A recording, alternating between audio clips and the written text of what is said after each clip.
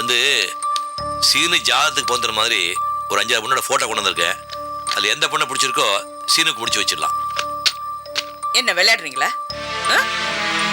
இந்த கல்யாணம் ஏன் நடக்க கூடாதுன்னு காரணம் சொல்ல மாட்டேன்றீங்க. ஆனா எனக்கு துரோகம் பண்ணேன்னு மட்டும் சொல்லிட்டு இருக்கீங்க. அப்படி என்னங்க துரோகம் பண்ணீங்க? ஒவ்வொரு நாளும் நான் தூங்க முடியாம எவ்வளவு அவசரப்படுறேன் தெரியுமா? அப்படி என்னங்க செஞ்சீங்க? நான் துரோகம் பண்ணது வாசம் தான். அது என்னால சொல்ல முடியாது. சொன்னா இந்த குடும்பம் வெடிச்சு சின்னாபின்னம் ஆயிடும். இந்த குடும்பம் என்ன ஆனாலும் பரவாயில்ல. அப்படி என்னதான் பண்ணீங்கன்னு சொல்லுங்களேன். உனக்கு குடும்பத்தை பத்தி கவலை இல்ல. என்னால அப்படி விட முடியாது. என்னால சொல்ல முடியாது.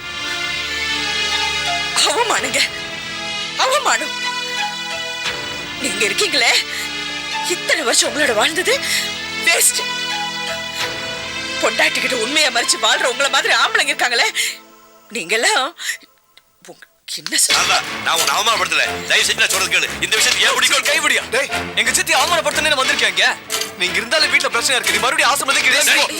சும்மா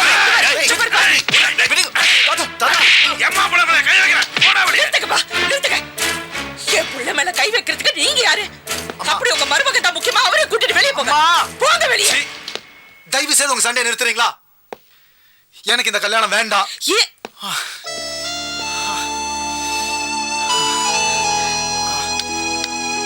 வாங்க பாருப்பா, இந்த முகத்தை பாரு. இத்தனை வருஷமா உனக்காக காத்துக்கிட்டு இருந்த இந்த பொண்ணை பாரு.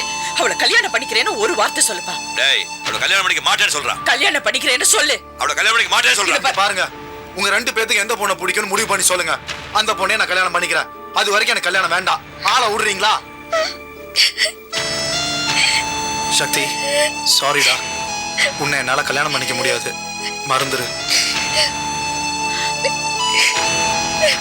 சக்தி, சக்தி, என்னடா இது? சின்ன பொண்ணு, அவளுக்கு என்ன காரணம் கூட சொல்லாம இப்படி அழ வைக்கிறீங்களே. இந்த பாருங்க, யோகி மனசு வேதனைப்பட்டது நம்ம யாருமே சந்தோஷமா இருக்க மாட்டோம்.